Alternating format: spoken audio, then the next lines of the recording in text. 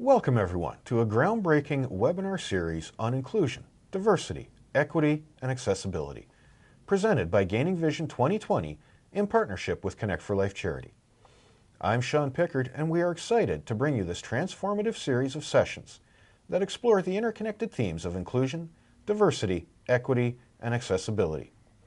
Our mission is to create a platform that celebrates the uniqueness of individuals, promotes equitable practices, and ensures accessibility for all. Join us as we delve into thought-provoking conversations, exchange insights, and learn from experts in the field, all with the aim of fostering a more inclusive, diverse, and accessible society. Welcome to I.D.E.A. Do you know what this means? We like to start each session by acknowledging the land in which we call home. Gaining Vision 2020 acknowledges the lands which constitute the present-day City of Mississauga as being part of the treaty and traditional territory of the Mississaugas of the Credit First Nation, the Haudenosaunee Confederacy, the Huron-Wendat and Wyandot Nations. Gaining Vision 2020 recognizes these people and their ancestors as people who inhabited the land since time immemorial. The City of Mississauga is home to many global Indigenous peoples. Gaining Vision 2020 is actively working towards reconciliation by confronting our past and our present, providing space for Indigenous peoples within their territory to recognize and uphold their treaty rights, and to support Indigenous peoples. Gaining Vision 2020 formally recognizes the Anishinaabe origins of our name and continue to make Mississauga a safe space for all Indigenous peoples. Lizz Noble is a multimedia communications professional with over 15 years of experience.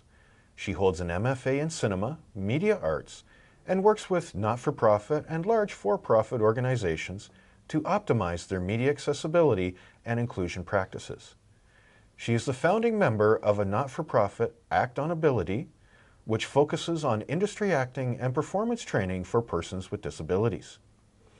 Ladies and gentlemen, here to speak about Indigenous recognition and reconciliation, Lizz Noble. Hello and welcome. I'm here today to talk about Indigenous inclusion in the workplace. So this session is to provide research-based information on inclusion of Indigenous peoples in workplaces.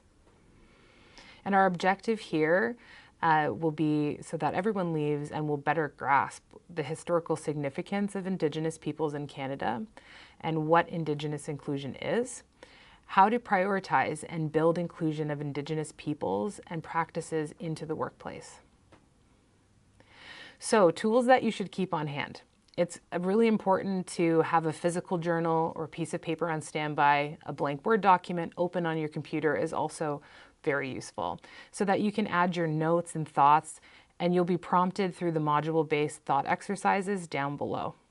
So the significant timeline of Indigenous peoples in Canada is quite long. I've only included a couple of bullet points in this slide. I have linked below a fulsome timeline that will also be within the resource document accompanying this module. The reason why I've picked a few of these bullets here is just to give some context and some framework within this specific session around Indigenous people and their inclusion within the workplace. So the Royal Proclamation of 1763 was issued by King George III of Britain, and this proclamation actually recognized Indigenous land rights and set framework for future treaty making. So treaties started in the late 18th century. And this continued into the 20th century, where numerous treaties were negotiated between Canadian government and Indigenous nations. And this would define relationship and land rights and resource sharing. In the Indian Act of 1876, the Indian Act consolidated various colonial laws and policies and established a system of governance for Indigenous peoples, including the administration of reserves and the regulation of Indian status. So residential schools in late 19th century, and the Canadian government implemented residential school systems, which forcibly separated Indigenous families from their children and cultural heritage. This caused immense harm and intergenerational trauma. So that piece about the historical part that we spoke about just briefly before as a framework and actually contextualizes everything we're going to speak about today in terms of inclusion in the workplace.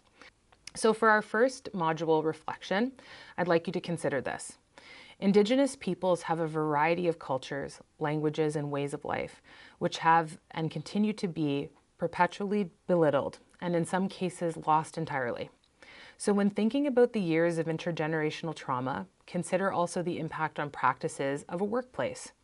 Are there inclusive holidays, language, and considerations in place that might integrate Indigenous cultures in your workplace?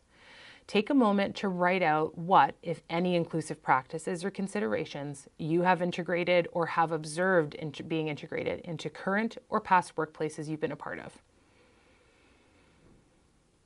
So, after your reflection has been complete, perhaps you found some information in your memory about workplaces that were very inclusive, and perhaps you couldn't think of any inclusivity that's happened in terms of Indigenous folks. So let's actually take steps here to talk about inclusion in a framework for the workplace. So Indigenous inclusion in a workplace is a vital aspect of promoting diversity, equity, and reconciliation. Here are some key points to consider when explaining Indigenous inclusion in the workplace. So be sure to acknowledge the importance of Indigenous perspectives. Indigenous peoples bring unique knowledge and traditions and perspectives that can enrich the workplace. So by including Indigenous voices, organizations can gain very deep understanding of cultural diversity and improve decision-making processes. So you'd be looking also to emphasize reconciliation and historical context. Indigenous inclusion in the workplace is closely tied to the process of reconciliation between Indigenous and non-Indigenous communities. So understanding historical injustices and ongoing challenges faced by Indigenous peoples is crucial for creating a more equitable work environment. The third step here is respecting cultural differences and practices. Recognize and accommodate cultural practices and values of Indigenous employees. This can include acknowledging traditional territories, respecting sacred practices, and offering flexibility in work arrangements when appropriate. Fourth, we want to make sure we're promoting diverse hiring and retention practices. So actively looking to seek out and hire Indigenous talent, for example, and this is through an HR framework, and ensure representation at all levels of the organization. You can implement policies that support career growth and professional development for Indigenous employees. 5, provide cultural awareness training. So you can offer workshops, training sessions to educate all employees about Indigenous history, cultures, and current issues. So this can foster empathy and understanding, as well as respectful interactions in the workplace between managers, co-workers, and everybody that inhabits the space. 6, establish Indigenous networks and support systems. Create affinity groups or employee resource networks that allow Indigenous employees to connect with each other, share experiences, and to support one another. 7, implement Indigenous procurement strategies. Support Indigenous-owned businesses and suppliers as a part of a corporate procurement strategy. This can contribute to economic development in Indigenous communities. 8, you can collaborate with Indigenous communities. So this might look like engaging with Indigenous communities in meaningful ways so that you might understand their needs and aspirations. You can establish partnerships and collaborations that promote shared goals and mutual benefits. Number 9, review policies and practices. So you can regularly assess your workplace policies and practices by identifying and removing potential barriers to Indigenous inclusion.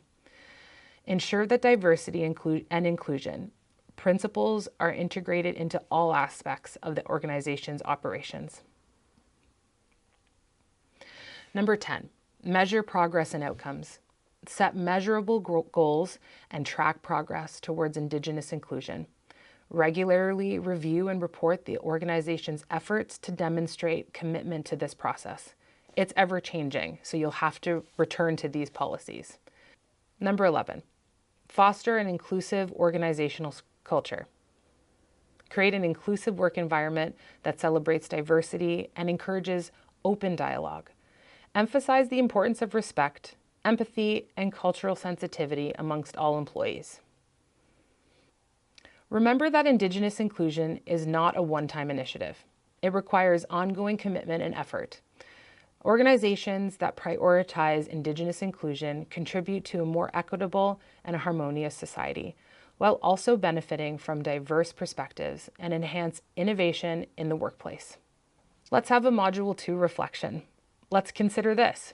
How will you aim to start discussion and alter the work culture, practice, and overall operations to be more inclusive of Indigenous peoples? Let's read and reflect. Please read the article that's linked here and will also be included in your resource document accompanying this module. Consider the 7-stage partnership model and inclusion continuum that's also linked in your resource document. Let's reflect. List out the 7 stages of the partnership model linked above, making notes as you build your list, including thoughts, reflections on how the current workplace you lead or are a part of at any level could better integrate inclusive Indigenous practices. Action. Let's act on the knowledge you've learned here from today's session. And as an action point, you can start your own company's inclusive Indigenous document, starting with the guidance of the 7 steps spoken about in the last slide. So language matters. Language matters because we use it every day. It's an essential part to how we communicate professionally and personally. Canadian Indigenous terminology is essential as well to understanding and using respectful terms when discussing Indigenous peoples and cultures. Here are some key terms that you should know. Indigenous peoples. This refers to the original inhabitants of the land now known as Canada, including First Nations, Inuit, and Métis communities. First Nations refers to the diverse Indigenous communities across Canada that are not Inuit or Métis. Each First Nation has its distinct culture, distinct language, and distinct traditions. Inuit refers to the Indigenous people who primarily inhabit the Arctic regions of Canada, Greenland, Alaska, and Russia. Métis refers to distinct Indigenous people with mixed Indigenous and European heritage, originating primarily from the prairie provinces and regions in eastern Canada. Indigenous nations refers to the self-governing, autonomous, or semi-autonomous political entities of Indigenous peoples with a defined territory, governance structure, and cultural identity. Reserve is a designated area of land set aside by the Canadian government for the exclusive use of a specific First Nation community. A band is a legal term used in Canada to refer to First Nations communities recognized as a band under the Indian Act. Traditional territory. This refers to the ancestral lands and waters that Indigenous peoples have occupied and cared for since time immemorial. Treaty territories. These are lands covered by treaties between Indigenous nations and the Canadian government, which define the rights and obligations of both parties. Indigenous knowledge refers to the unique knowledge, tradition, and practices that have been passed down through generations of Indigenous peoples. Indigenous language. This refers to the languages spoken by Indigenous peoples, many of which are endangered and need preservation efforts. Indigenous cultures refers to artistic, social, and spiritual practices and expressions of Indigenous peoples, including art, music, dance, storytelling, and ceremony. Indigenous self-government. This refers to the right of Indigenous nations to govern themselves and make decisions on matters affecting their communities. Truth and Reconciliation Commission, or the TRC, is a commission established in Canada to address the legacy of Indian residential schools and to promote reconciliation between Indigenous and non-Indigenous peoples. MMWG is an acronym for Missing and Murdered Indigenous Women and Girls, referring to the disproportionately high rates of missing and murdered Indigenous females in Canada. When using these terms, it's crucial to be respectful and sensitive to the diverse cultures and history of Indigenous peoples. Additionally, it's important to recognize that Indigenous communities may prefer specific terms or names for themselves and their cultural practices, so it's always best to listen and learn from their own self-identifications and preferences. And in summary, there are a variety of straightforward concepts and knowledge that can be put into place in order to begin or better inclusive practices in your current and future workplaces. Continue to converse, educate yourself, and ask questions. Thanks so much for joining today's session. If you have any questions or require further information, please reach out. You can email connectforlife@connectforlife.charity@gmail.com or reach out to Gaining Vision 2020 through gainingvision2020@gmail.com.